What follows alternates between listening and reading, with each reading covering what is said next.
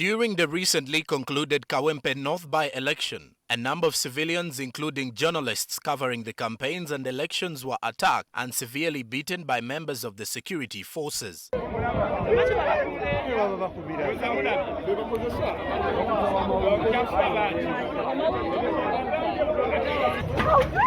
Today, the Minister of Defense and Veteran Affairs, Jacob Oboth, and the Deputy Chief of Defense Forces, Lieutenant General Sam Okiding, appeared before the Committee on Defense and Internal Affairs to present ministerial policy statements for the 2025-26 financial year. Is legitimate concerns. Would you please look at these letters and please respond accordingly then. During the committee session, Remiaga County MP Theodore Sechikubo demanded an update on disciplinary measures taken against soldiers who were involved in the violence. In response, Minister Oboth clarified that he was not the right person to respond to that since he has never served in the military. The Kawempe, is it Kawempe North or North by-election? I don't know what specific thing the Honorable Sechikubo wanted us to witnessed our own in uniform beating journalists, beating people. And the commanding chief came out to say that that was not instructed by any authority. And we are seeing, are there rogue elements putting on the uniform within the UPDF that we are pretending over? I want to ask the CDF, because me, I don't put on uniform. I stopped in A level.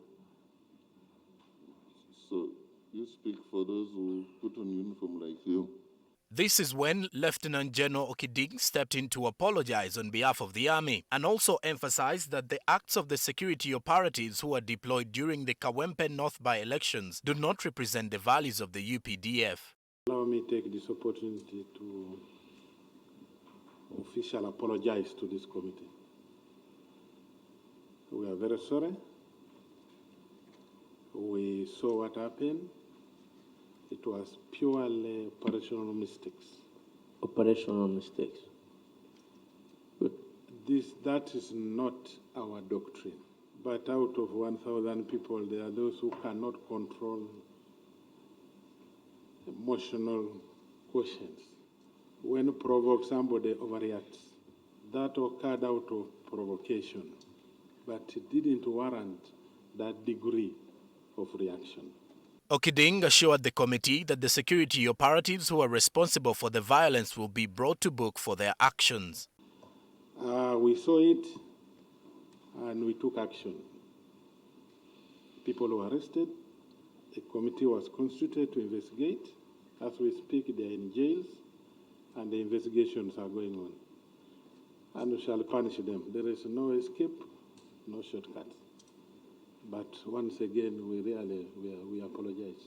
Later, we spoke to some members of parliament who expressed appreciation for the apology but voiced their disappointment over the delayed response. Sigh of relief to hear an apology from the Deputy CDF, Afande Okiding, Lieutenant General Okiding, because everyone, even including members of parliament, were waiting for that moment. So when he apologized on behalf of the UPDF for the mess-ups that were experienced in Kawempe North, beating of journalists, beating of civilians, it was a big relief to all of us. That apology of the CDF and the deputy to the country is not enough. You know, sometimes your action speaks louder.